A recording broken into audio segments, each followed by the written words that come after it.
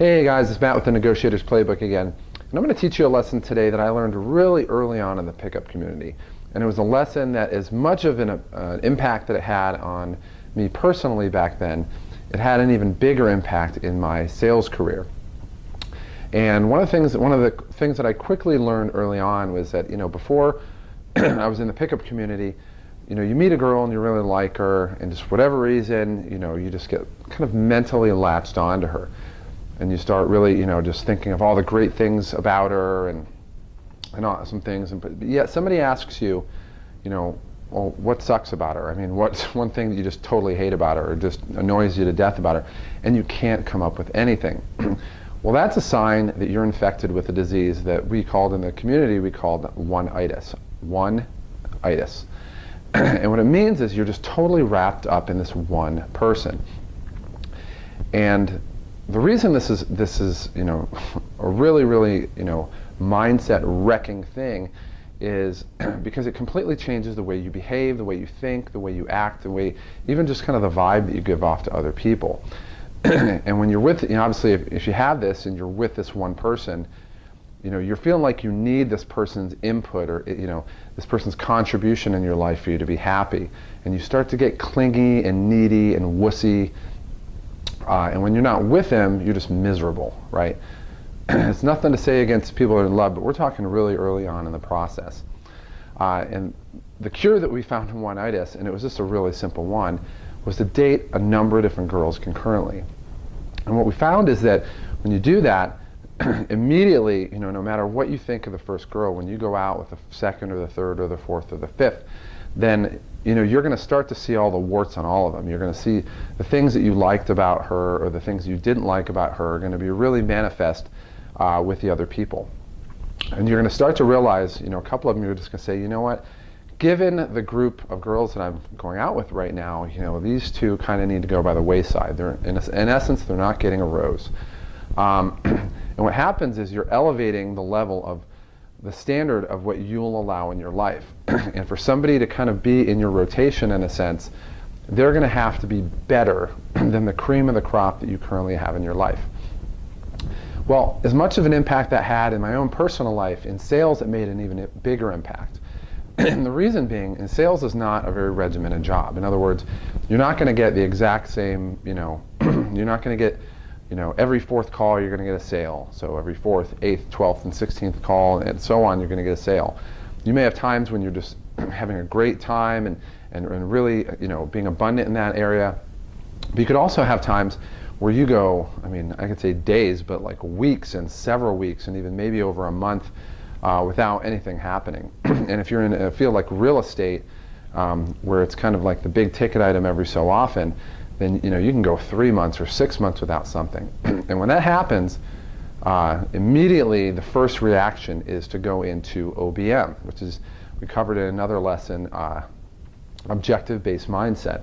And if you haven't watched that video yet, you need to kind of pause this one right now and go back and watch this, because this one is a build off of that.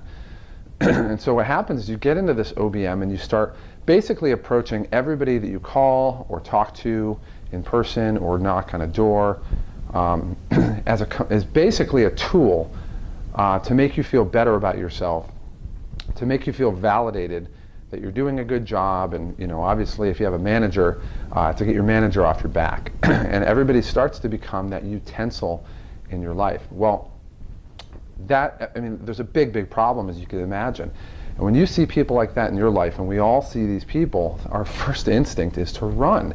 Because we can see that, the way they're approaching us, the vibe they have, everything that's verbal and nonverbal communication is being sent to us says, this person is trying to get over on you. They're trying to use you for their own emotional, mental, or get their manager off their back benefit. So what is the cure? Well, again, when you have one-itis in a sales job, it's relatively the same thing, is you have to date multiple girls. And I know some of you guys are thinking, okay, well, yeah, well, look, that's a problem. The reason I have that one-itis is because I don't have anybody else. People aren't buying. But the first thing, obviously, kind of that exacerbates the problem is that OBM. So, that's why the reason I say, if you haven't watched the video, you need to go back and watch it.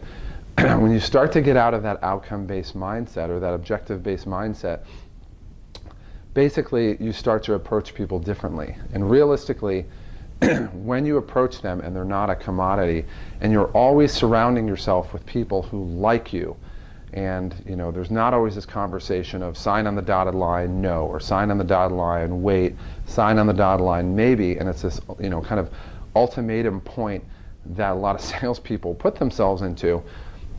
When you're putting a lot of people out there and you're giving a lot of results, giving a lot of proactive value to other people, and we talk about that in the Attraction Switches series, you're going to have people that want to be around you, that are engaging with you, that like you, that may not be buying from you, but they're referring people to you.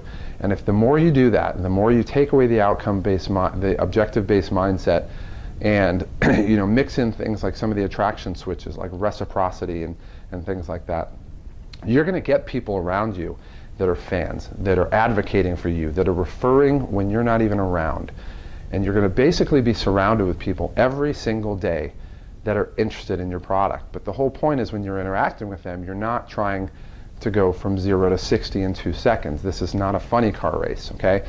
You're basically surrounded by people that love you and that validate you for who you are, and you're doing a good job, and they like who you are, they like your product, and you don't fall into that mindset of being needy. So you don't go into the grocery store, wanting to buy eggs, cheese, and milk and come out with Doritos, chocolate, and ice cream.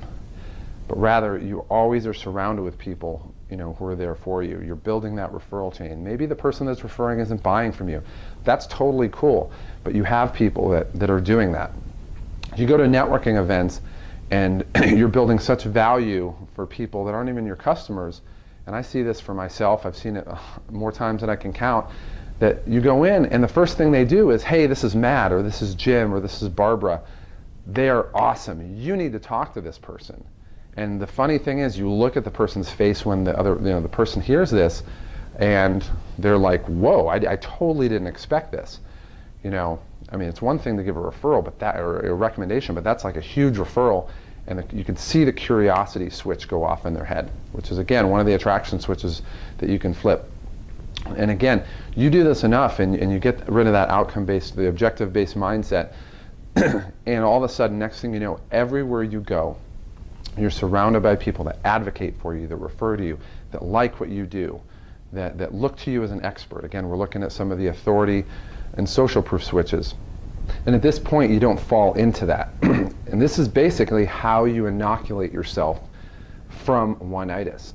So instead of having a slump and just trying to push through it, which everybody says just it's a numbers game, push harder, you got to make more phone calls, and you made 90 calls, well, the 92nd call might be it.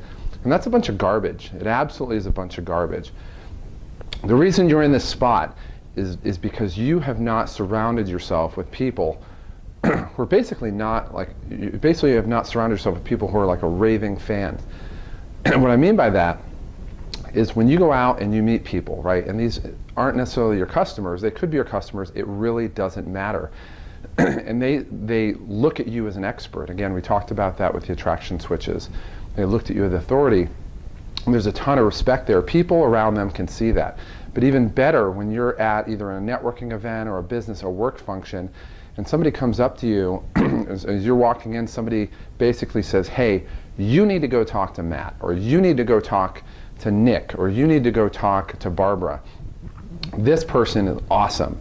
This person absolutely is amazing. They know their stuff. They're the best at what they do. And what happens is you look at the face of the person they're saying it to, and they're just astonished. I mean, it's like it's a deer in headlights thinking, whoa, I mean, I expected to get a recommendation, but not like that. I mean, that's an awesome, incredible recommendation.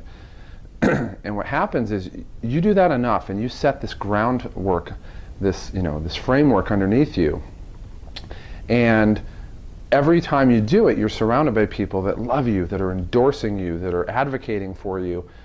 And realistically, it's not going to take long for somebody just to give you a call or to say, hey, I was talking to that guy over there, and he just said you're awesome and I need to talk to you. And they've really done they've done the work to clear out all the objections, and you have this person in front of you who basically is a lay down sale. So of course you got to ratchet up some of the tension, and we'll talk about that in the future. But But you have this. But what a lot of people do, they don't do this. They basically try to be kind of the Lone Ranger in a sense, and they try to do things alone, and they're basing, hopefully they're getting this hot streak or they're doing it well enough. But guys, inevitably you're going to hit some type of cold streak. And I had this, all the times after I learned this, I had 1 week where I had a cold streak. And that was just results. And it was crazy because, it was like a week where I didn't have anything, and I was like, okay, well, it's something that I'm doing off base. And, I started to think about it. I'm like, no, it isn't. It just is what it is. Just, continue to do what you're doing, trust what you're doing. And what happened is, like 2 days later, I didn't change a thing. It was as if I had business coming out of my ears the whole time. 2 days later, I basically had this avalanche of business come in. I mean, it was the biggest avalanche of business I ever had in one single day. It was crazy. I mean, the entire department basically came over and was looking, at kind of what I did that day, and they were just in awe. And the reason that happened wasn't because I called more people, because I really didn't. That day I really wasn't doing much at all. It was kind of a lazy day, to be honest. I wasn't really doing anything different, but I just trusted in what I was doing and surrounding myself with people who were advocating for me. And guys, it's a passive win game. It's something where, I was surrounding myself all the time with this, and it just came in. And the same thing can happen to you. So in your sales job, how do you avoid falling into that trap where you're in a slump, whether it's days or weeks or even months, and you haven't had anything in, you start to doubt yourself, and you start to get really needy and desperate in a sense, where that's a sign that you've infected with one-itis, and you have to get out of there. And you have to have people, you have to lay a continual groundwork where you're adding value to people. That's the reciprocity switch. You're building authority in what you do, and that's the expert, that's the authority switch, and it's part of the attraction switches. And you're continuing to do the same things that you do, knowing your value and not being shaken by whatever outcome you have, which is the objective-based mindset. So, learn what I learned. It was the second lesson that I learned in pickup, was get rid of one-itis. Instead of just obsessing over this really hot girl that you were able to, get her number and hang out with her, and you've never been with a girl like that before, you got to move on. You got to date other people. And only then can you start to realize what somebody's true value is. And maybe they're really awesome, but maybe they're not. And the only way to find that out is to deal with an abundance in that area. So what you have to do, and it's not just saying, okay, well, I'm just, get a whole bunch of more sales, because I know you guys are thinking, okay, well, that's the problem to begin with. But it's surrounding yourself with people who view you as an expert, who view you as the authority, who are constantly endorsing you and recommending you, and it doesn't even matter whether they're clients. And when you do that, you're not going to be going in and getting Doritos, ice cream, and chocolate, but you're going to be going into the store and get what you came for, getting the milk, cheese, and butter or whatever it was. So that is the cure for one-itis. So I appreciate you guys listening and watching today. Hope you guys have a great day. Take care.